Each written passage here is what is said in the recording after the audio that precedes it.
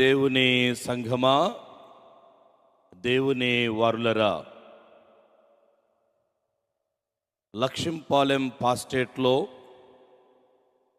బద్వేల్ డినరీలో ఉన్నటువంటి బయనపల్లె గ్రామములో గ్రామ పెద్దలు, సంఘ పెద్దలు, సంఘ యవనస్తులు సంఘం కలిసి అనేక సంవత్సరాల క్రితం క్రీస్తు పలికినటువంటి 7 మాటల ధ్యానాన్ని, ఒక మాటను ఒక దినం ధ్యానము చేయాలని ఆశపడి ప్రార్థనాపూర్వకంగా ప్రారంభించినటువంటి ఆ దినము నుంచి ఈ దినము వరకు, ఈ సంవత్సరం వరకు దేవుడు చక్కగా నడిపిస్తున్నందుకు మొట్టమొదటిగా ఆ దేవాది దేవునికి మనము కృతజ్ఞతలు తెలియజేసే వారమైంటున్నాం.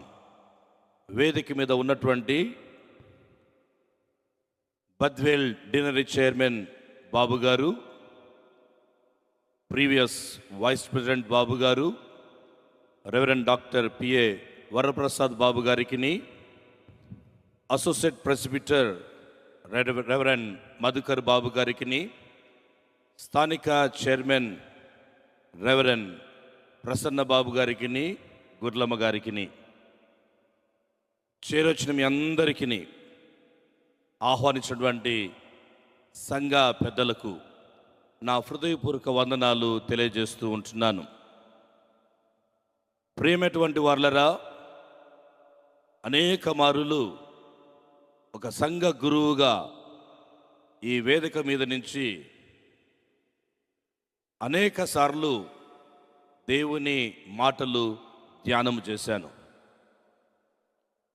మొట్టమొదటిగా బిషప్గా నంద్యాల అధ్యక్ష మండలానికి దేవుడు నన్ను ఆశీర్వదించిన తర్వాత ఖచ్చితంగా మీతో నేను మొదటి దినం ఉండాలని ఆశపడి ఇక్కడికి మీ మధ్యకు రావడం జరిగింది. ఎందుకు రావడం జరిగిందంటే, దేవునికి అసాధ్యమైంది ఏదీ లేదు అన్నదానికి ఒక సాక్ష్యంగా మీ ముందు నేను నిలబడాలని ఆశపడి వచ్చాను. దానికి కారణం దేవుని దయ, పితరుల ప్రార్థన, కుటుంబ ప్రార్థన, మీ అందరి ప్రార్థన. ప్రార్థనకు మించినది ఏదీ లేదు. ప్రార్థన మనల్ని మారుస్తుంది, మన జీవితాలకు కావాల్సినటువంటి ఆశీర్వాదాలు ఇస్తుందని నిరూపించుటకు ఒక సాక్షిగా మీ ముందు నేను నిలబడి ఉన్నాను. ఒక సాధారణమైనటువంటి గురువుగా మీకు 7 మాటలు ధ్యానం చేసినటువంటి నేను, నంద్యాల అధ్యక్ష మండలపు పీఠాధిపతిగా మీ మధ్య నిలబడడం దేవుడు నాకు ఇచ్చినటువంటి గొప్ప భాగ్యం. మీ అందరి ప్రార్థన కేవలం దేవుడే మహిమ, ఘనత, ప్రభావాలు పొందునుగాక. ఆమెన్. ప్రియమైనటువంటి వారులరా, భస్మ బుధవారం నుంచి ఈ 40 దినాల ధ్యానాలు మనం ప్రారంభిస్తాం. ఈ 40 అన్నటువంటిది బైబిల్లో చాలా ప్రాముఖ్యమైనటువంటి సంఖ్య.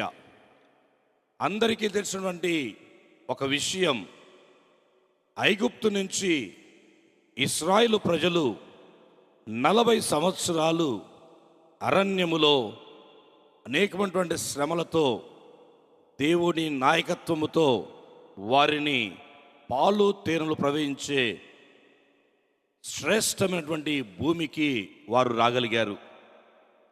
ఈ 40 దినాల యొక్క ఆత్మీయ యాత్ర మీరు చేస్తూ ఉన్నారు. వారు 40 సంవత్సరాలు ప్రయాణం చేశారు. మీరు, మనం, నేను 40 దినాలు ప్రయాణం చేస్తూ ఉన్నాం. ఈ 40 దినాల తర్వాత ప్రయాణం మనకు ఆశీర్వాదకరంగా ఉండాలి. అలనాడు ఇశ్రాయేలు ప్రజలకు ఏ విధముగా పాలు తేనెలు ప్రవహించే ఆశీర్వాదకరమైనటువంటి, దీవెనకరమైనటువంటి ప్రదేశానికి వారు ప్రవేశించారో, నీవు కూడా ఆ విధముగా ప్రవేశించాలన్నది దేవుని యొక్క ముఖ్య ఉద్దేశం. రెండవదిగా, యేసుక్రీస్తు ప్రభువు శిలువలో 7 మాటలు మాట్లాడే సమయములో ఆయన స్థితిని మొట్టమొదటిగా మనము గమనించాలి. శారీరకంగా శ్రమ పడతా ఉన్నాడు, మానసికంగా శ్రమ పడతా ఉన్నాడు, ఆధ్యాత్మికంగా శ్రమ పడతా ఉన్నాడు. ఈ 3 రకాల శ్రమలలో ఆయన మన కొరకు 7 మాటలు మాట్లాడాడు.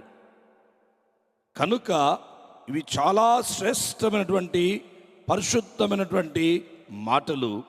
ఈ మాటల ధ్యానం ఈ 7 మందితో దేవుడు ఉండి మనకు వినిపిస్తాడు. గనుక ఈ 7 మాటల ధ్యానములో మీరు చక్కగా ఆత్మీయంగా ఆధ్యాత్మికంగా విని ఈ 40 సంవత్సరాల తర్వాత ఇశ్రాయేలు ప్రజలు ఏ విధముగా వారి స్వస్థలానికి వెళ్ళారో నా స్వస్థలమైనటువంటి దేవుని యొక్క సన్నిధిలో మనం గడిపేదానికి ప్రయత్నం చేయాలన్నది ముఖ్యమైనటువంటి ఉద్దేశం. ప్రియమైనటువంటి వాళ్ళరా, శారీరకంగా ఆయన నలగొట్టబడ్డాడు, ముళ్ళ కిరీటం ఉంది, బల్లెపు పోటు ఉంది, గాయాలున్నాయి, శరీరం అంతా నల్లగొట్టబడి ఉంది. శారీరక ఆ వేదనతో శ్రమతో ఉన్నాడు. అది శారీరక శ్రమ. ఆ సమయంలో మాట్లాడుతూ ఉన్నాడు. రెండవదిగా మానసిక శ్రమ. ప్రియమైనటువంటి వాళ్ళరా, యేసుస్వామి ముందుకు వచ్చి ఉమ్మి ఆయన ముఖం మీద ఉమ్ముతా ఉన్నారు, ఊస్తూ ఉన్నారు. ఆయన అంగిని చీట్లు వేసి అమ్ముతా ఉన్నారు. ఎవరు కొట్టారని చిన్న పిల్లలతో ఆడుకున్నట్లు హేళనతో ఆడుకుంటున్నారు. మానసికంగా శ్రమ పడతా ఉన్నాడు. ఆధ్యాత్మికంగా ఒక శ్రమ ఏమిటంటే, నీవు దేవుని కుమారుడు అయితే ఇక్కడి నుంచి నిన్ను నీవు రక్షించుకొని ఒక శోధన, శ్రమతో కూడినటువంటి శోధనతో మాట్లాడుతూ ఉన్నారు.